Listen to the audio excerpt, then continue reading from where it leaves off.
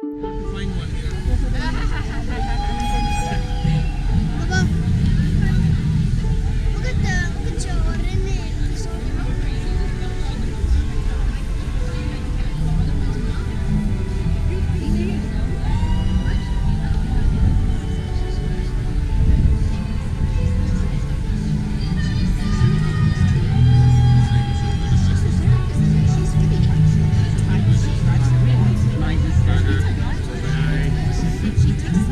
You buy a burger, you get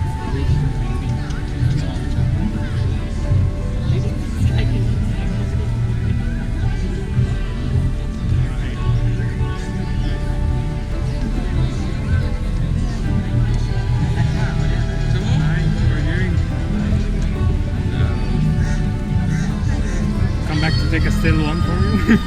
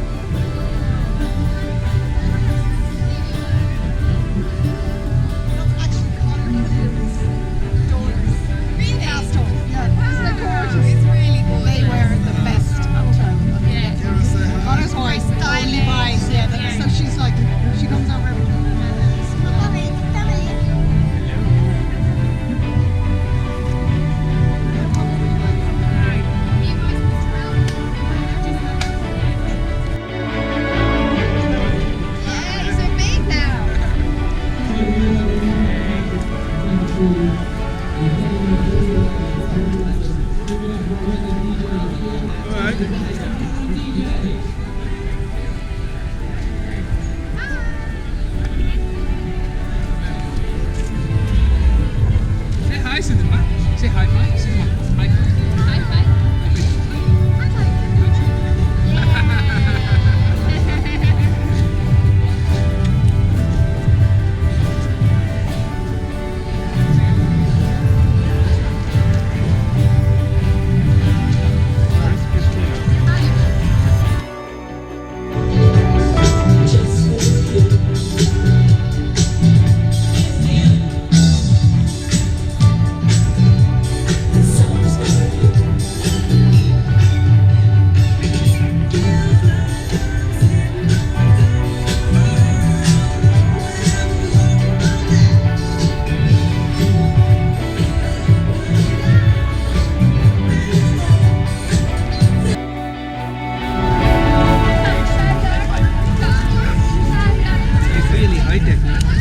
You're really high tech.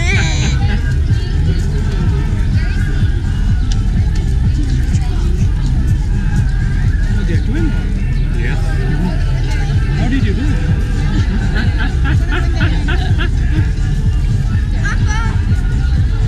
He's bigger than me. Were you a project manager before? Sorry.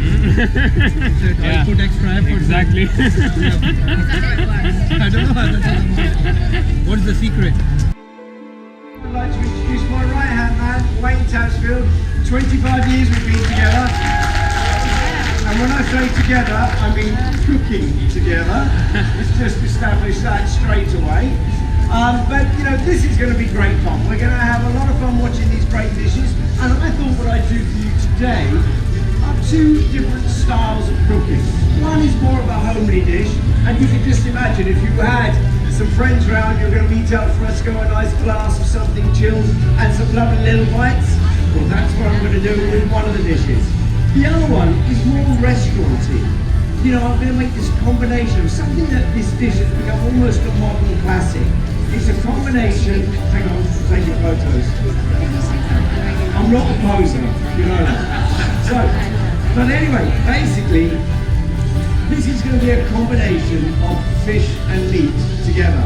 So what we actually have, when I show you it as we go along, I think there'll be a few surprises in this dish, but the flavours work so nicely.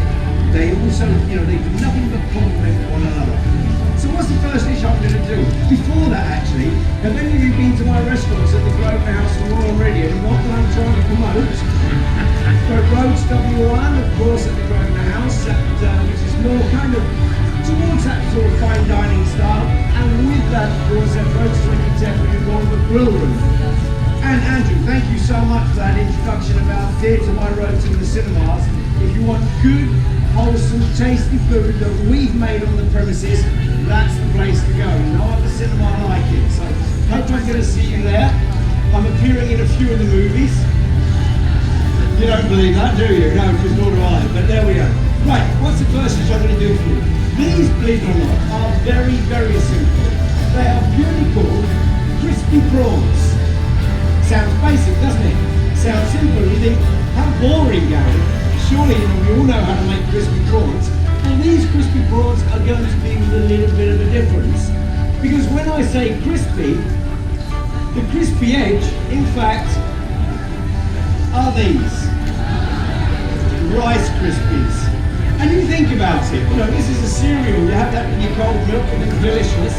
But the beauty of these, once you've actually breadcrumbed your prawns with this, it gives you this wonderful little crunch. Rich and golden brown, becomes very crispy. But the beauty of the Rice Krispie, of course, it adds another little sweetness to it. So this will always surprise your guests when you tell them you've got some crispy prawns and then they see you using this. That really will shock them. And incidentally, you don't have to have cold milk to go with these prawns, I promise.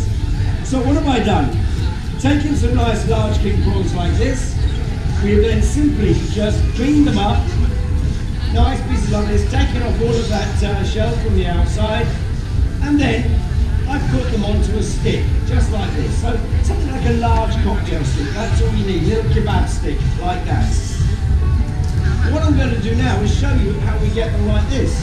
Crispy, all those Rice Krispies sitting on the outside, and as I said, you get this lovely little crunch.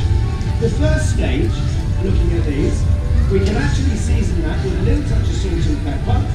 I take a little touch, and just a little touch of pepper, so we get that nice flavour onto it.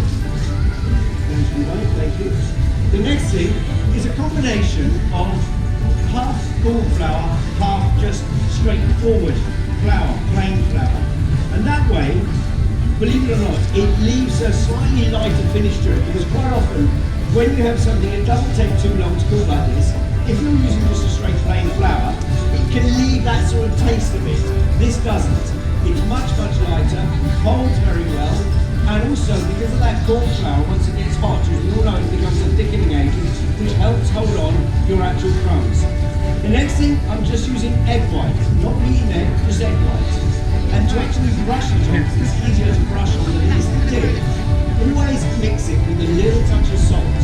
That breaks down the egg white and consequently much easier to brush rather than this thick, heavy white that's going straight out of the egg itself. So just watch. It's literally just brush it, and all of this will be done in advance. Well before your guests are going to get to you, you're brushing away, simple as that. And I think this is going to look absolutely wonderful. The next thing I've done is just taken some ordinary fine breadcrumbs. I want to put the first coating on with ordinary breadcrumbs. If you haven't got these, just literally put your Rice Krispies into your sort of robo coop, you know, and your blender, and just break it down so it's super fine like that. The next thing, the next process, rebrush.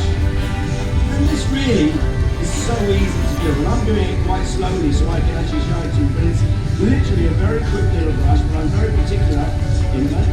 Relax, wait. Thank you very much, that's it. And now the Rice Krispies, let me show you.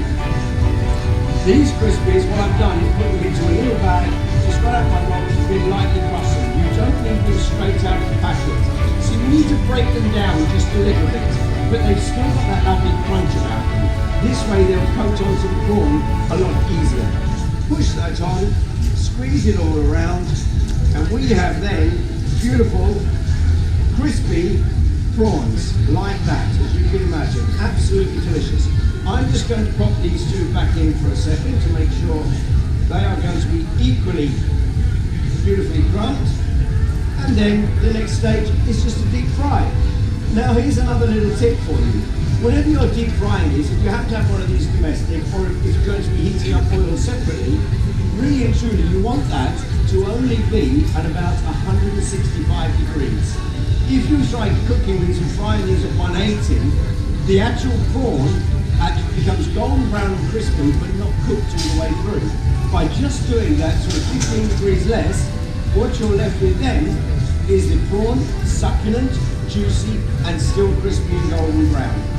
So, there we go. We're going to now just crunch all those up. And then the next thing you want to do is, of course, just make a couple of dressings. Wayne's making one here now, and that's going to be a little wasabi dip. So we've taken some mayonnaise, yogurt. You can buy this wasabi paste in any supermarket. That's if you like it. If you don't like it, there's plenty more. I'm doing 3 different dips with this. Well, Wayne is, not me. I'll be the lazy one today, just keep trying.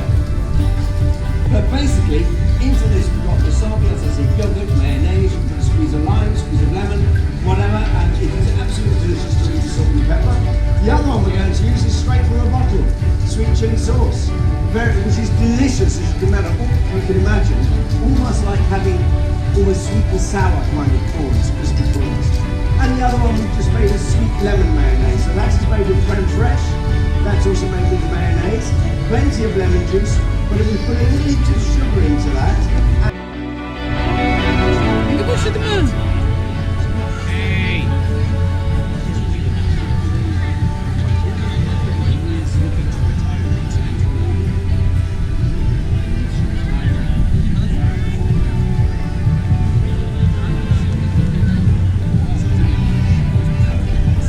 Hello.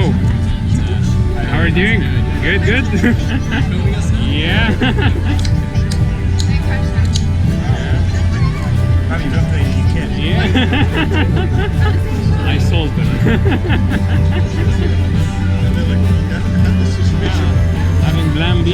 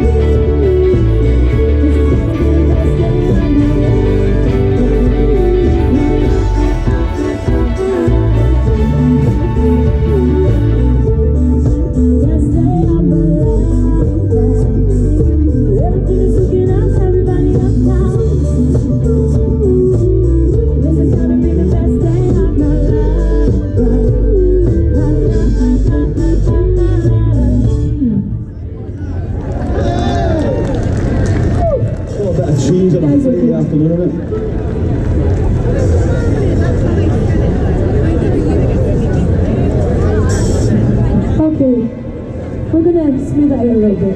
Let you catch your breath after all that singing.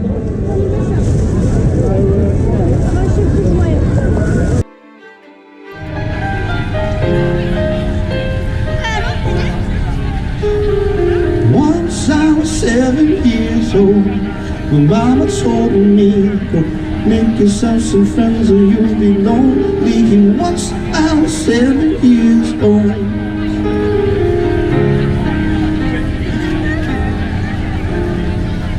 It was a big, big road, and we thought we were bigger, pushing each other to the limits. We were learning quicker. By 11, smoking herb and drinking burning liquor. Never rich, so we were out together, steady figure. Once I was 11 years old, my daddy told me, go get yourself a wife and you'll be lonely. Once I was 7 years old.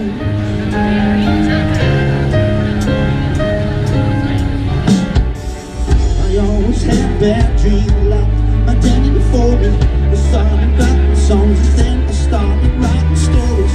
Something about the glory, it always seemed to bore me, 'cause only those I really love will ever really know me. Once I was 20 years old, the story got told before the moments of my life alone. Once I was 20 years old.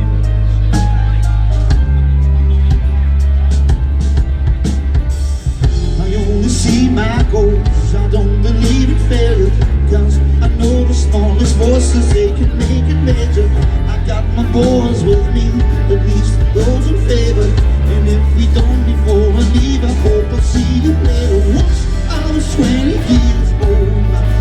we got told. I was right about everything beside before me. Once I was 20 years old.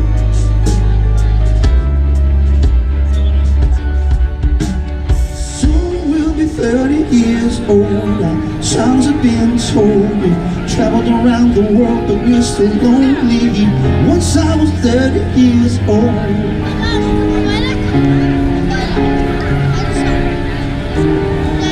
I'm still learning about life, I remember children for me, so I can sing them all my songs and I can write them stories.